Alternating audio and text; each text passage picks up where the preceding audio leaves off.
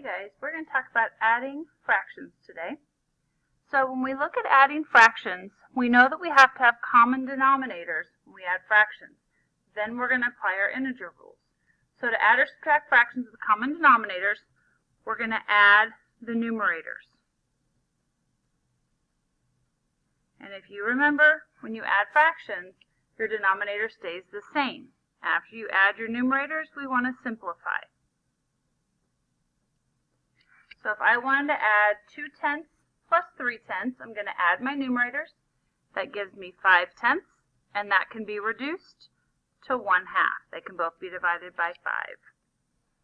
If I look at -1/9 plus a -2/9, if I ignore my denominators, that would be a -1 plus -2.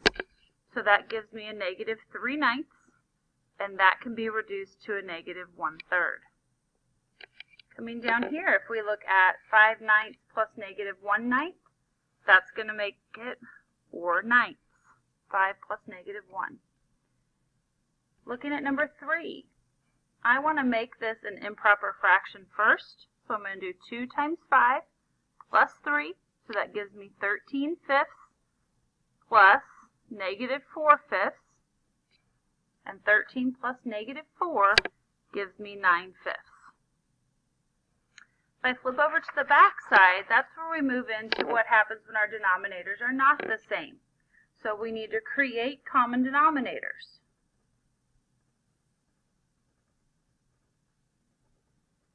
So, for example, if I have 1/4 plus 3/8, I have to create common denominators so that they are the same size pieces. If we're talking about pizza, they'd be the same size slice of pizza. So I know that between 4 and 8, the least common multiple is 8. So 4 times 2 is 8. 1 times 2 is 2. Don't forget to change that numerator also. My 3/8 can stay the same, and that's exactly what we had on the front side. So 2/8 plus 3/8 is 5/8. So if I look at number 1, 3/4 plus -5/6. If I want to find out what my common denominator would be, I'm going to look at what is the least common multiple. So what is the lowest multiple that they both have in common? So when I think about my 4s, that's going to be 4, 8, 12. 6 is going to be 6, 12. So 12 is my common denominator. So I make my denominator 12, and then I need to change the numerator. So I'm going to do 4 times what is 12? Well, that's 4 times 3. So 3 times 3 would be 9/12. 6 times 2 is 12. 5 times 2 would be 10. So I have 9/12 plus -10/12, and that's going to give me a -1/12.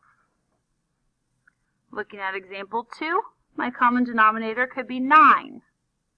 So I'm going to multiply each of those by 3, so I get -3/9 plus -2/9, and that equals -5/9.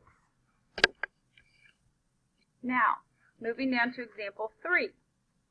If I have an improper fraction, I need to make, or if I have a mixed number, I need to make it improper first. So I'm going to make that 1 1/5. It's actually going to be 6/5.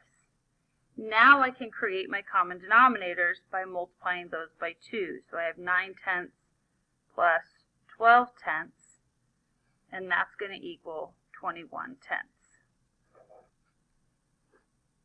On example 4, I need to make that improper first. So that's going to be a -4/3. 1 times 3 plus 1 is 4. Denominator stays the same. Plus -1/6. My denominator is going to be 6. So I'm going to multiply each of those by 2. So I get -8/6 plus -1/6. That's going to equal -9/6. That -9/6 can be reduced to -3/2. So I created my improper fraction.